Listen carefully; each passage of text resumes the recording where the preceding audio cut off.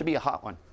Well, if Abraham Lincoln had shaved his beard, cavorted with prostitutes, and developed a heroin addiction, he would have been the American version of Sebastian Horsley. Okay, not exactly. The two men are long and lean, wear top hats, and share a gift for memorable turns of phrase.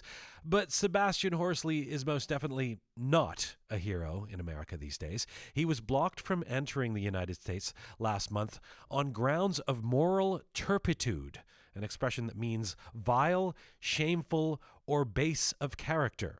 American customs officials made this assessment not on anything they found in Mr. Horsley's luggage, but on a book, the very memoir that the British author was coming to America to publicize. It's called Dandy in the Underworld, a reference to the 18th century British tradition of dandyism. A dandy was a man who lived to dress elegantly. He obsessed over the cut of his cuff, the heel of his shoe, the tone of his blue, the perfectly tied tie. Sebastian Horsley subscribes to this obsession with style and describes dandyism as a lie which reveals the truth, and the truth is that we are what we pretend to be.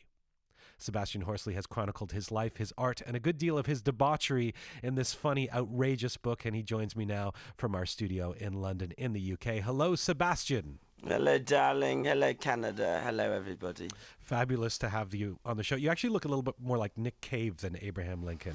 Can you see me? No, but, but I've seen the cover of your book and pictures of you. I see. But, well, I dressed up. I'm dressed up. I'm sitting here in a black sequin suit looking half Liberace, half Nazi. And, of course, I always dress up for the radio. It makes you sound better.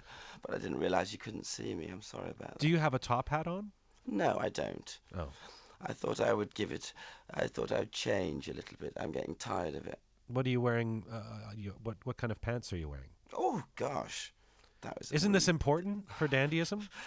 I've got a black sequin suit on, and it makes me all shiny and glossy, which I like. Deep below the glitter, it's all solid tinsel, and I don't wear underwear, if that's what you're angling for. Not wearing underwear is as close to morality as I ever get. Sebastian, why do clothes make the man?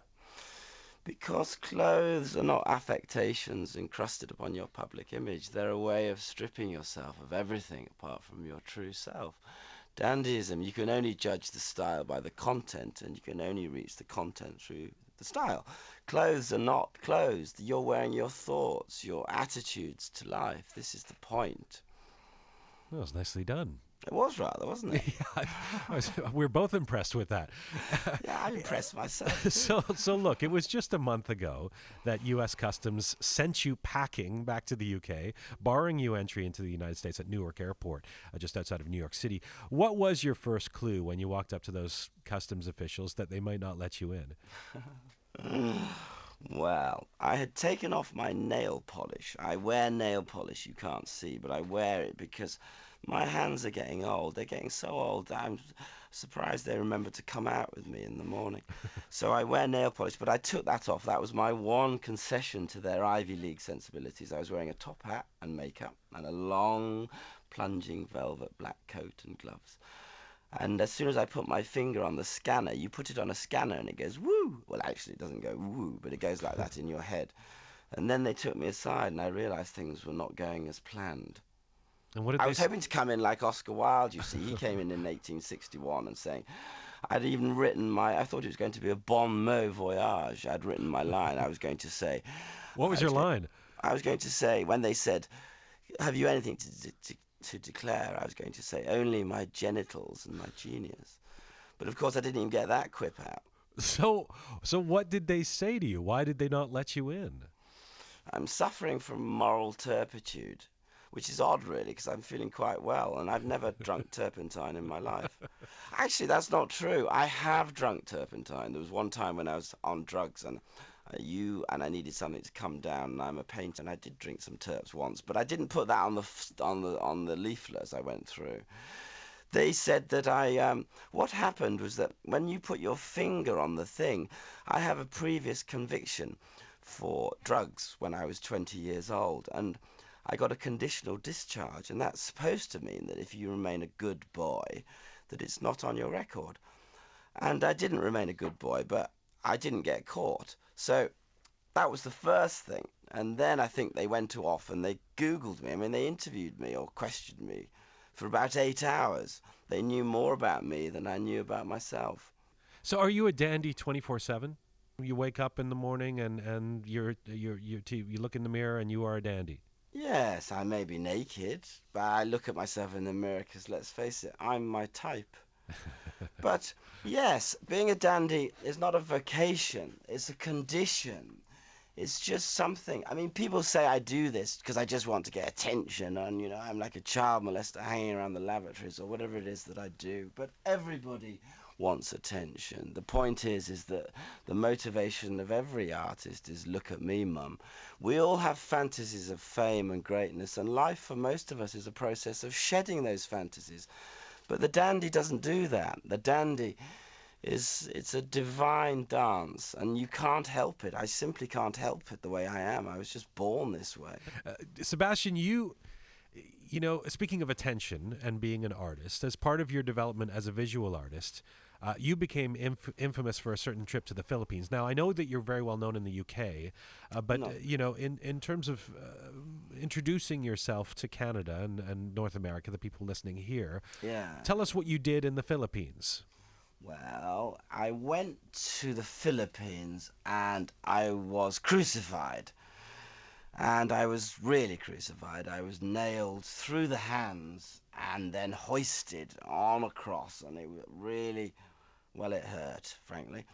And then of course it all went wrong. If you really want to see it, you can go onto YouTube and watch it. Well, And, let me ask you. We'll explain why it went wrong in a second. But just tell me why this was an art project of sorts, right? it was an art project, but it was also who I am. Why did you want to be crucified? Because I'm a poet, and the fact is that I wanted to do something in an atmosphere which is hostile to poets. And the point is that I wanted to break off the ball and chain of life, of personality, and to see with new eyes. This is the point about romantic transcendence. We don't know who we are a lot of the time, and sometimes if we put ourselves in extreme situations, reality reveals itself. And this is what I was hoping to do. By taking a risk, I was hoping to get a fresh gain.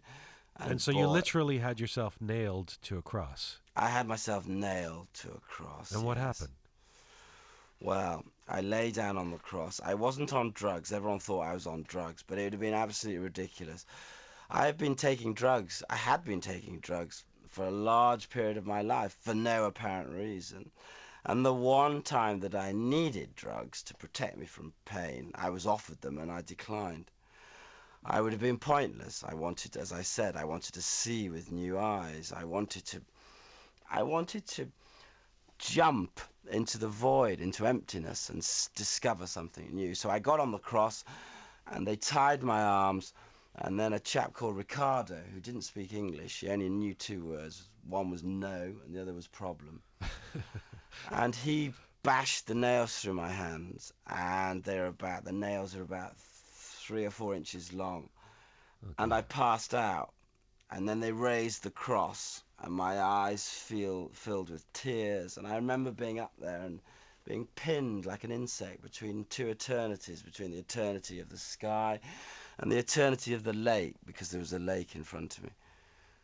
And then the whole thing went wrong.